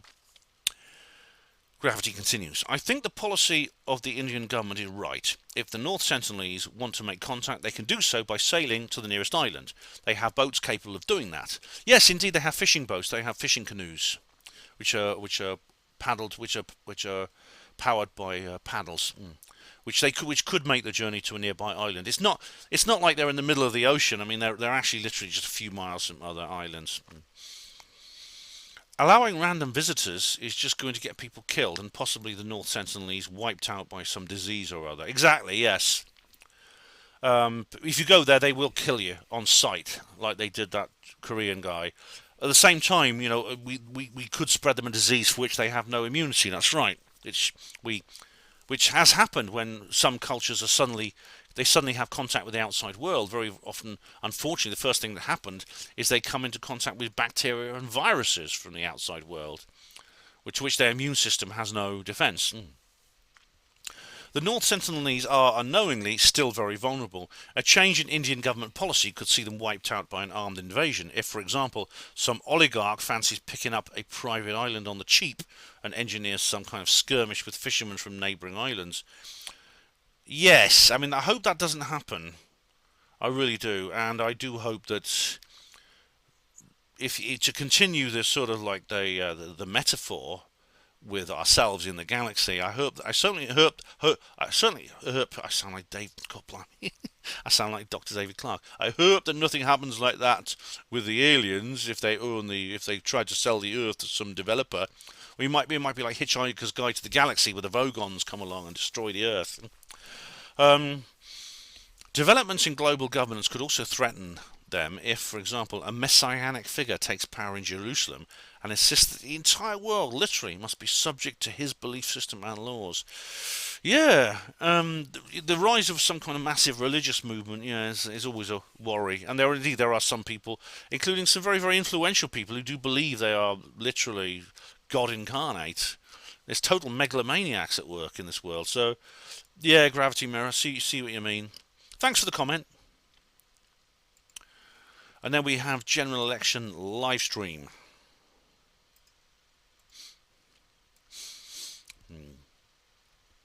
And we have here, alright. What do we have here? One comment. Bison X, who says, "Hi Ben." That's just it. Hi Ben. He just says, "Hi Ben." Hi Bison X, how are you? And now we have the Doomsday Conspiracy Read Party live stream. A best 001. Alright, we have here. Hi Ben, hi there. Your video is fantastic. Oh, here we go. Your video is fantastic and interesting. I must commend, but notice you're having low engagement. Can I... Okay, sorry. Can I help you get more? To boost your channel and make your video go viral? If you're interested in growing your channel and kindly contact me. And there's an email, WhatsApp, Telegram. I'll wait for your response. Oh, here we go. Another spammer. Blimey. Okay, with Rin Michaelis 11 gold bricks. This is my alt tech exclusive. We got a couple here. We got Gravity Mirror, who says, there's a conversation here between Gravity Mirror and Sweeps Fox. Okay, right. Okay, first of all, we have Gravity Mirror. When Rin came on after the introduction, I thought, I'm sure I've heard this somewhere before. Then I read the show notes. Anyhow, I skipped your summary to the end and watched that. Yes, Gravity, I know that because you have been watching, as I know we've discussed this, you have been watching the version on Rin's channel, because Rin is on Rumble too. I'm conscious that my takes on your videos must seem black-pilled. Oh, slightly, not excessively so. You're not exactly a Peter Hitchens, Gravity Mirror. You must be getting weary of that, but I'm afraid this one is no exception. I think globalism is literally global already and encompasses the BRICS countries. Shifting the economic centre of gravity from the West to BRICS is a globalist choice. It isn't BRICS taking a stand against the USD, dollar that is, although it's being made to seem like that. The global south has 80% of the world's population, and that alone could be the reason for their choice. The fiat dollar has probably served its purpose in allowing the globalists to capture for themselves any fraction of total American wealth they require to take ownership of the commanding heights of the economy. Nice Trotskyist terminology for you. They have then used the income and expertise from that as a springboard to invest in China, India, etc. The predominance of Chinese manufactured products indicates the process is largely complete. There must be other payoffs for globalism in this shift, most likely a BRICS CBDC, which they will have the mechanism for manipulating, even if gold-backed. They will also look to create a seepage of Chinese levels of surveillance and social credit scoring into other BRICS countries. Well, this has occurred to me, Gravity Mirror. I mean, I think it's... see, I wouldn't include China in this particular... when I talk about, like, the rebellion against the West, against the globalist West, I think primarily of Russia. Now, Russia is doing deals with other countries in the BRICS network, so I say China, India, Brazil, South Africa. India and China specifically, I mean, this is where they are trading gold and they're trading crypto. But at the same time, so I kind of accept your point about China. I do. I do kind of accept your point. Yes. As for the Trotskyist terminology, it'd be interesting because have you seen my video about Jay Posadas and the communist aliens? You'd quite like that if you haven't seen it. So, BRICS CBDC, yeah. If there's a central bank digital currency in BRICS countries, well, you see, you're right, because I suppose China already has something like that. It's moving towards. It's by far the most advanced global, big brother country on earth. I mean, when you consider like the social credit scores and things like that, and indeed this is being used as a model for the rest of the world. So I think I take your point there, but like I said, I don't want to make out that China is some kind of great anti-New World Order nation, because it's not. I'd say Russia is, but China is not. Yeah. And Sweeps Fox says here, but thanks for that comment. And then Sweeps Fox says in reply, "Hi, Gravity Mirror. Many factors involved here. I'm merely pointing out that the undisputed American empire control, with its dollar diplomacy since 1945, is now facing an unprecedented competition from other powers on the world stage. There was a definite seismic shift in the financial systems whose impact merits serious study on the geopolitical, philosophic and moral impacts. Much of this challenge came about through reckless imperialism by the USA and its Western coattail partners.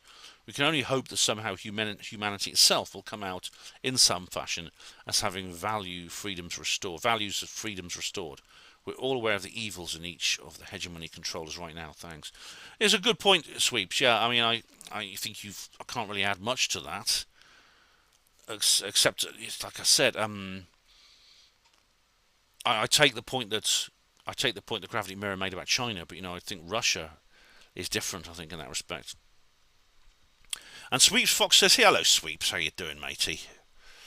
Says and Sweeps. So Gravity Mirror makes a comment, and then Sweeps replies. And now Sweeps has made a comment, which Gravity Mirror replies. But Sweeps says, "Yes, Ben. Much too hot a topic for YouTube." Yeah, I thought so. Ren and I decided, we crossed the line at some point. Geopolitics changing exponentially, which most of the world watchers even are poorly aware of. BRICS has been embraced by the world's most populated nations, and more coming on board. NATO and the West must have their continuing unending wars to keep everything off balance and hide the fact that a multipolar world is replacing the old American-led empire. Thumbs up, mate. Been saying this for years on Rumble. Sweeps Fox videos. Tar. Oh, you're welcome, Sweeps. That's true. I mean, you see, this is why they're giving Russia such a hard time. I mean, Gravity Mirror must accept this, that Russia is kind of like being treated as the black sheep of the family right now in the global community. It's long before the Ukraine situation. They were being, they sabotaged. You know why they sabotaged the Canadian oil industry? You know how that happened? It happened because OPEC reduced the price of oil. It plummeted. It was dropped like $10 per barrel or something like that, and that caused 100,000 oil workers in British Columbia to be put out of work. Why was it done? To try and sabotage the economy of Russia. It was all done to wage an economic war against Russia. You can't actually wage an actual war against Russia; they're too well armed. But you can try to devastate them by sneaky means, including manipulating the price of oil to try and drive a lot of their industry bankrupt. Gravity Mirror says it styles itself as multipolar, but it's nothing of the kind. All right. Well, it could be that China is like the pole. China, you could say, is like a global maybe is the equivalent of possibly the United States in the 20th century now. In which case, like I said, I don't include China as part of that progressive element. I include Russia. Progressive meaning in its positive sense, not its negative. That's all the Rumble. No, I've got another Rumble comment now, haven't I? Yeah, here we go. Right. Oh no, Rin. And now this is. I'll just read out the comment that Gravity Mirror actually posted on Rin's channel. Because I mean, this is Rin's channel, not mine. But he said you previously commented on BRICS, Israel, Trump, Saudi Arabia, and more. That's the one that's Rin's thing now. Sanctions placed on Russia by the West are only ever going to hurt Western economies, especially Germany with its reliance on cheap Russian energy. Yes, exactly. Western leaders are not so stupid as not to realise this. I think the only conclusion you can draw is that Western leaders chose to sabotage their own economies. Proof, if needed, they serve the interests of a higher power and not the interests of the people who elected them or the nations to represent. Yes, exactly. That's exactly it. I mean, Germany, of course, like Germany gets a lot colder in the winter than Britain does, and they need that gas. And people will die in Germany if they can't heat their homes. Yeah, but they don't care. I mean, Otto, what's his name? Otto, you know, bumhead, whatever he's called, the Chancellor of Germany. He doesn't care about that. He doesn't have to worry about his gas bills. Right, now we had a bit of a sticky situation here. I received some comments on. I've got a historical comment on Rumble, and it is a comment in. It's a comment on a video that I made in. Where is it? Here we are. Did Britain start the World Wars? It's a video that I first uploaded in 2017, and I've put it up on Rumble. Now I had some comments on here by a certain person called. Think Me Wicked with two I's in Think and Wicked. Right. Okay, so here we go. Right, here we go. So this is. I had a bit of an argument with this guy because he posted two comments. He said fact answer. Did Britain? This is the answer to the supposed answer to the question in the title. Did Britain start the World Wars? No, it was the satanic instigating Jays who pitted one side against another. And he went on to write a comment which I deleted, which I won't attempt to repeat. But basically, it was a comment inciting people into criminal activity. And so I deleted the comment, and I said here, and so I said in reply to the other comment, I said, never fed post on my channel. I've deleted your previous comment. And then Think Me Wicked said, nah, I'm just posting the truth. And then he said, and it was the Jays, always the Jays. And then he said here, in another comment, also, and he said, the term Fed posting is a J psyop to not have more people call out the degeneracy of the Jays. Lol, I'd put you at a solid 68 IQ or mild mental reation.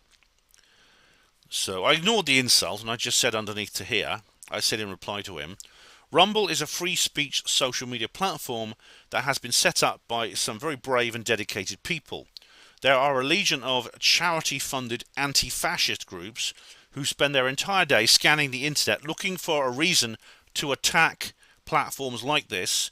If you're going to post comments inciting violence and criminal activity, then you're helping those groups. You might as well just send them money. I deleted your comment inciting crimes, and if you post another similar one, I'll report your channel. So I thought that was a pretty fair comment. I thought I did that, so yeah. Anyway, he wrote another reply here. Where is it? Okay, let me just check it, because he did delete a couple of these, so I'm just going to go through them here. Oh, his reply, here we are. Brave and dedicated, lol, more like a problem reaction solution. Rumble is very quickly becoming J-Tube. Charity funded. Not me, Nigel. I'll just call out the J deception on Earth. You literally know nothing, with two G's, about how this world operates. Research the work of Christopher Bjerknes and Victor Hugo and get your head straight. And I said, you can express whatever opinions you like, but you cannot incite criminal activity. Okay, I think that's everything here. All right. I think that's everything. Is that everything? Yeah, that's all. Right. I don't know who. I've heard the name Christopher Bjerknes, Bjerknes. I've heard of him. Victor Hugo. Victor Hugo was a French novelist from the 19th century. Wrote The Hunchback of Notre Dame and was it the Count of Monte? No, it was Alexander Dumas wrote the Count of Monte Cristo. Oh, it was Les Miserables was the other one. Yes, I remember that. The Miserables. So yeah, the work of Victor Hugo. Well, I read half of Les Miserables. Actually, it's a bloody long, complicated book. But I've seen the play in London, and I've seen the film, and I've seen The Hunchback of Notre Dame, which is a quite upsetting thing to watch.